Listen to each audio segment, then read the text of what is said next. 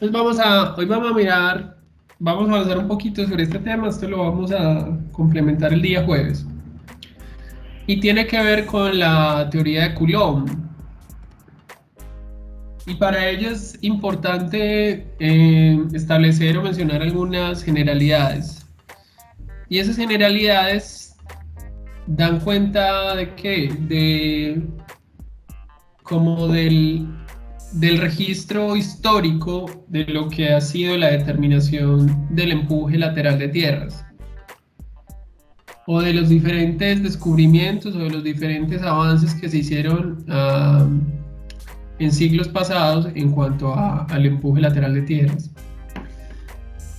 Lo primero a decir es que si bien nosotros empezamos con Rankine, muchachos, el padre de todo realmente es Coulomb, porque fue Coulomb quien publicó inicialmente la teoría fundamental de empujes de tierra.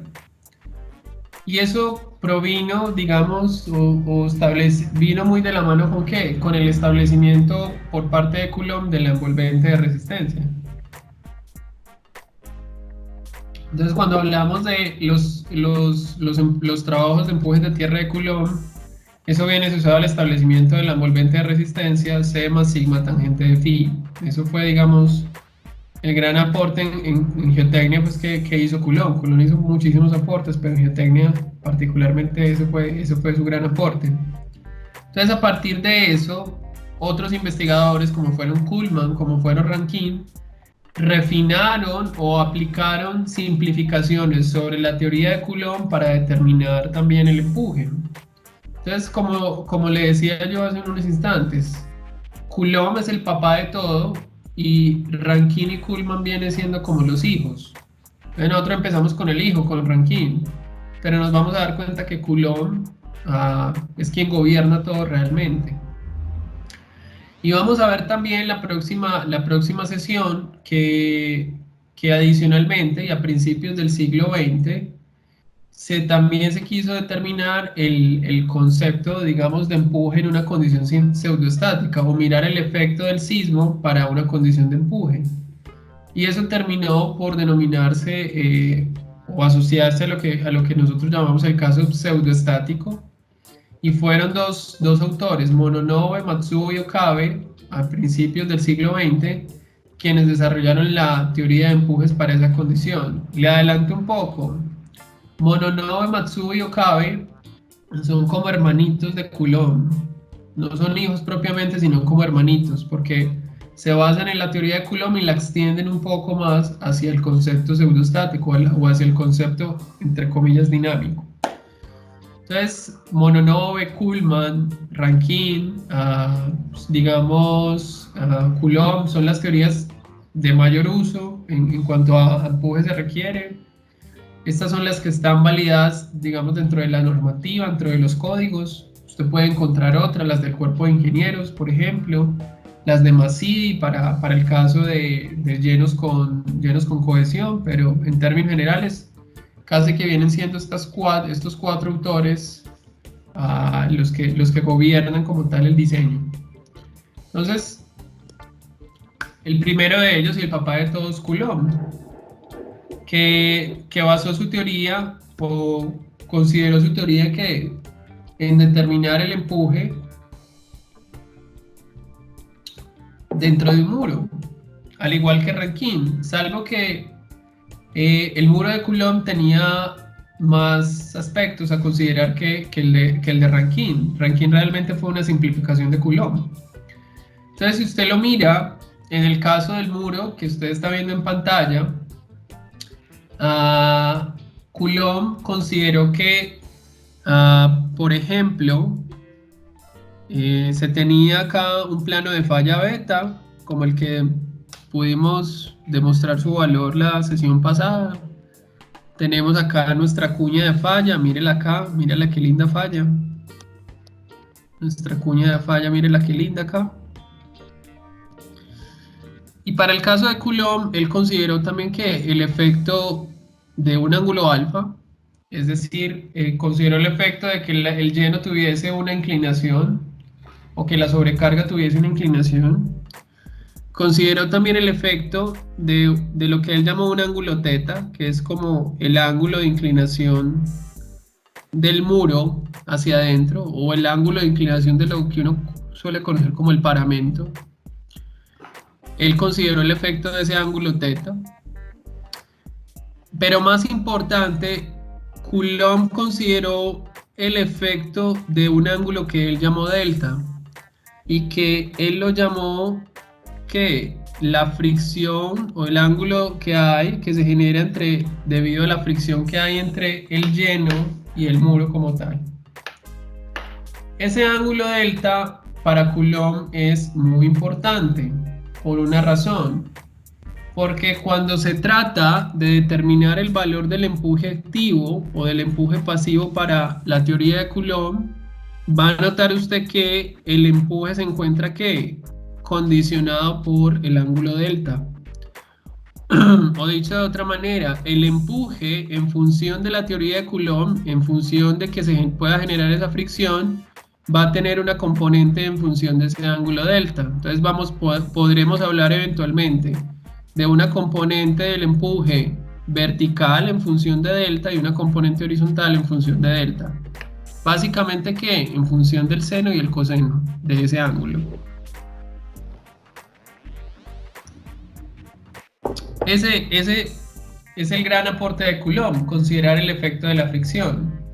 Recuerde que Rankine decía que además de que el lleno fuera granular, se suponía que el muro era liso.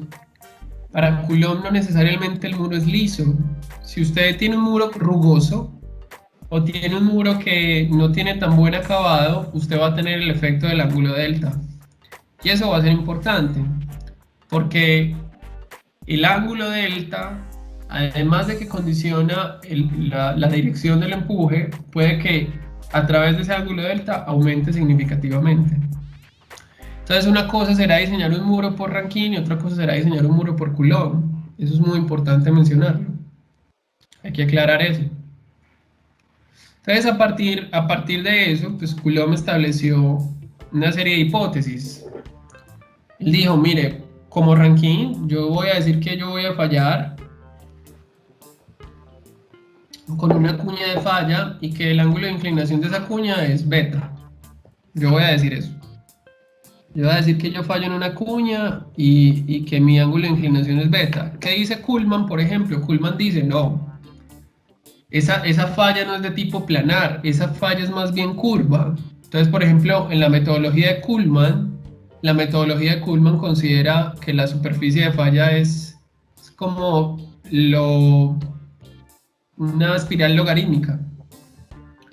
Y eso, cuando usted lo quiere integrar, pues entonces debe integrar una espiral logarítmica y verificar el efecto, digamos, la contribución del empuje. Que empiezan a haber divergencias o empiezan a haber diferencias entre métodos. ¿Qué dijo entonces Coulomb? Como se lo acaba de decir, mire, no, venga, es que el lleno puede tener una inclinación alfa, eso puede ocurrir. Podemos también tener el efecto del ángulo delta, que va a condicionar mucho la dirección del empuje.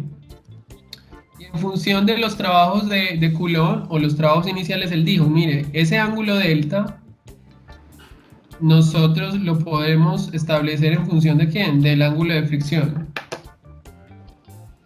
del lleno. Entonces ese ángulo delta puede corresponder a ¿qué? A las 2/3 partes del ángulo de fricción del lleno o a el 50% del ángulo de fricción del lleno.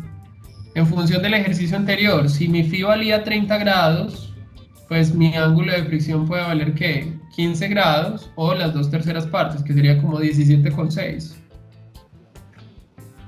¿Cuánto es? 20,1, perdón. Entre 15 grados y 20,1 podría valer el ángulo de fricción del lleno cuando está en contacto con el muro.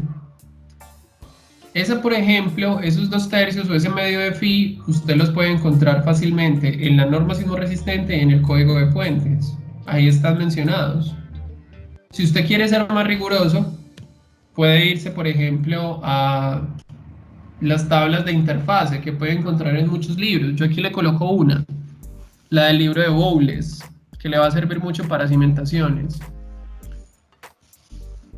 Pero usted puede mirar, por ejemplo, las del Manual Canadiense de Fundaciones, o puede mirar las del MURTI incluso.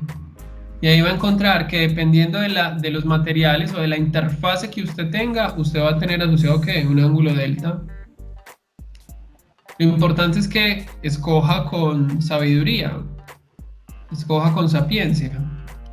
Obviamente respecto a la calidad de la información que usted tiene. De eso se trata, escoger el ángulo delta. Vuelvo y le digo, en la norma sismorresistente y en el código de puentes lo va a poder encontrar también.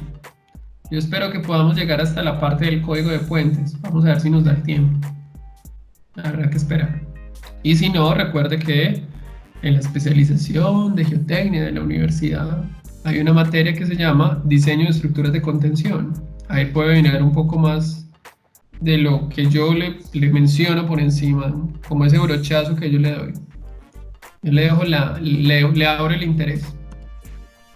Entonces, a partir de eso, muchachos, y del establecimiento de este triangulito de fuerzas que está acá, que representa realmente, digamos, como el equilibrio que hay dentro de la cuña debido a la presencia de todas las fuerzas que están ahí. Mira que tenemos una fuerza, la del peso W, el empuje activo, consideramos una fuerza F.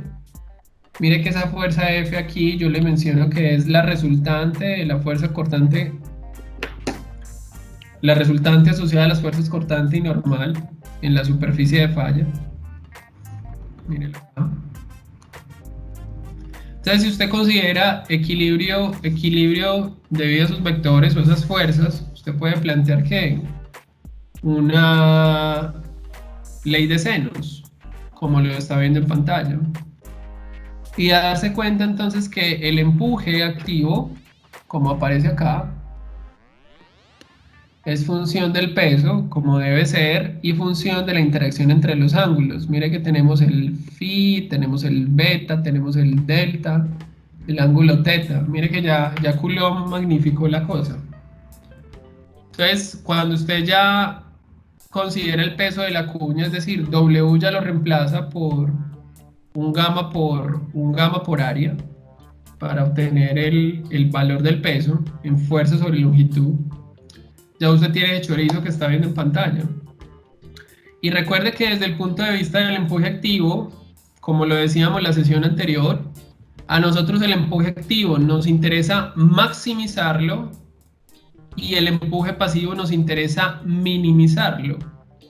De manera tal que esta expresión que está acá de empuje, cuando usted la maximiza o la minimiza, la tiene que derivar, como hacía uno en cálculo 1 o en cálculo diferencial.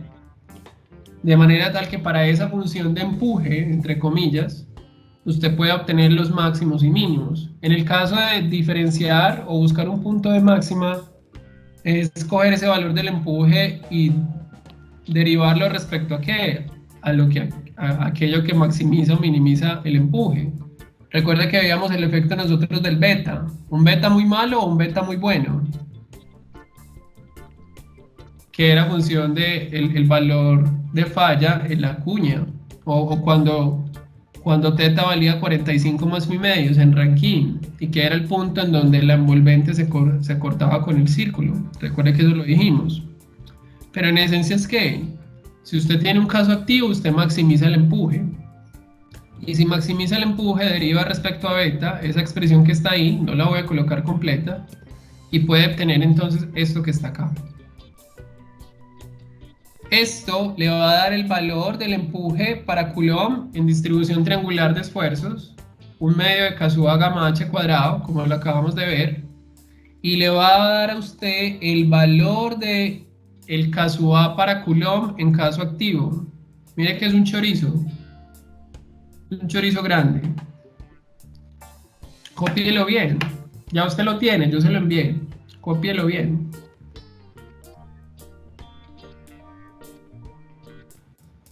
Con un aspecto muy interesante, muchachos, que en el caso de Coulomb, vamos a ver entonces que cuando alfa vale 0, teta vale 0 y delta vale 0, Es decir, yo no tengo inclinación de la sobrecarga, no tengo ángulo de inclinación para el paramento y no tengo ángulo de fricción porque mi muro es liso. Yo voy a tener entonces que Coulomb va a tender a Rankine. Por eso le decía yo que Rankine es un hijo de Coulomb, porque Rankine es una simplificación de la teoría de Coulomb.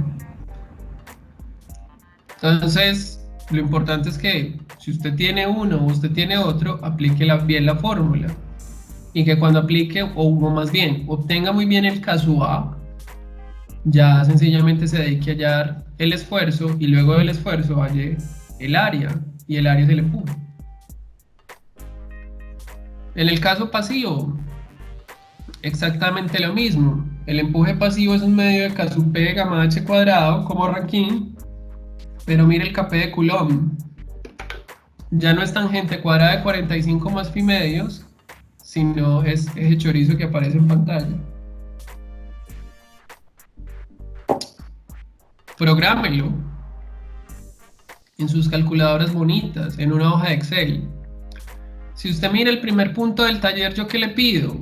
Yo le pido que haga una hojita de Excel o haga una programación, hágalo en Python, donde quiera, o en su misma calculadora, pero programe de una vez los coeficientes. Programe los coeficientes para que ya los tenga a la mano, para que cuando yo listo, tengo esto, mi K vale tanto, tengo ya el K listo, venga yo hallo de distribución de esfuerzos y ya de ahí se va, como lo hicimos en el ejercicio. Tan sencillo como eso. ¿Qué es la pregunta del millón? ¿O a qué se reduce, por ejemplo, a qué se puede reducir todo en cuanto a la teoría de muros? A lo que aparece ahí, a la pregunta que yo le hago ahí, y es, ¿cuándo yo utilizo Rankine y yo cuándo utilizo Coulomb? Hay muchas, digamos, inquietudes respecto a eso, sobre todo desde la parte práctica. Porque en mi experiencia, y ahí sí puedo dar fe de ello, una cosa es diseñar un muro con Rankine y otra cosa es diseñar un muro con Coulomb. Son muros distintos. Hay muros más caros y muros más baratos. Y todo depende del K. Todo depende del K. Hay Ks muy grandes como hay Ks muy pequeños. Al menos desde lo activo. Y eso va a tener una repercusión importantísima. Entonces aquí con esa pregunta yo le quiero traer a colación dos cosas. Lo primero, desde la literatura, desde las recomendaciones del Murti, que son unas recomendaciones muy buenas. Es un libro muy bueno, ese se lo dejé en la bibliografía al principio de semestre. Para la parte de empujes es muy bueno, para la parte de diseño de muros, por metodología ASD es muy bueno. Vale la pena que lo miren. Entonces, en el caso del Murti, ¿qué dice? Vea, si usted tiene un muro emboladizo o un muro en contrafuerte, que en la literatura los puede encontrar como muros cantilever o los counterfort, usted debería utilizar Rankine. Pero si usted tiene muro de gravedad, debería utilizar Coulomb. Vamos a ver luego qué es vamos a ver qué es muro de gravedad luego y vamos a ver qué es muro emboladizo luego. Pero ¿qué significa eso básicamente? Eso significa que hay muros que van a tener mejores acabados o en construcción que otros. Y por lo general, los voladizos y los contrafuertes son muros que tienen un mejor control de calidad, porque son muros, digamos que asociados a interventoría. El muro de gravedad históricamente no, el muro de gravedad lo que usted hace el muro que hace usted en la finca, o que hace, por ejemplo, en el campo. Es un muro que se trabaja con los materiales que hay y que no tiene un control de calidad, al menos desde la fricción. Entonces, si usted tiene fricción, utilice Coulomb. O mi hijo, venga, es que mira, aquí se nos está cayendo esto, ¿qué hacemos? Hacemos un muro, hago un muro y lo diseña con Coulomb, para que esté tranquilo. Porque ahí se lo coloco yo. La fricción afecta considerablemente el valor de la resistencia pasiva en los muros de contención. Eso lo vamos a ver después. Pero también le afecta la parte activa. Ahí ya desde mi experiencia, ¿qué le recomiendo yo? No utilice Coulomb en la parte pasiva, porque hay sobreestimación. Le dispara el KP muchísimo. Y eso no es tan bueno, porque eso no necesariamente, para que tengamos un KP muy alto, significa que hay un nivel de deformación muy alto. Y eso no necesariamente se alcanza en la realidad. Eso por un lado. Y en el caso activo, ¿qué le recomiendo yo? Esto de acá. Que si usted tiene inclinaciones para su lleno mayores a 15 grados, inclinaciones a 15 grados, utilice Coulomb. Pero si la inclinación alfa de su lleno es la inclinación alfa de su lleno es igual a 15 o menor que 15, utilice la teoría de Rankine. Vamos a ver luego que hay una teoría, hay un coeficiente de Rankine que se llama Rankine con inclinación. Y ese Rankine con inclinación le produce valores acertados del coeficiente y le permite tener un diseño al menos económicamente viable. ¿Cuál es mi recomendación en cuanto a esto? Trate de que la inclinación de su lleno estructural no sea mayor a 15 grados. Es una recomendación ya muy personal. Porque cuando usted empieza a considerar el efecto del alfa en este coeficiente de Coulomb, usted puede tener 0.333 en Rankine y cuando lo tira a un alfa muy grande con Coulomb empieza a haber ya diferencias muy grandes, 0.4, 0.42, 0.41. Y ese 10% de más en Coulomb se traduce en más plata para el diseño o en un muro más grande, en un muro de mejores características. Y eso usted lo tiene que considerar para el proyecto de aula, porque en el proyecto de aula tenemos que diseñar una estructura de contención. Entonces, de ahí la importancia de ¿qué? De que usted estime muy bien los parámetros de los materiales. Porque si los factores, si los coeficientes de empuje dependen del ángulo de fricción, pues bien vale la pena determinar el ángulo de fricción riguroso, adecuadamente. Es mi recomendación, mi recomendación.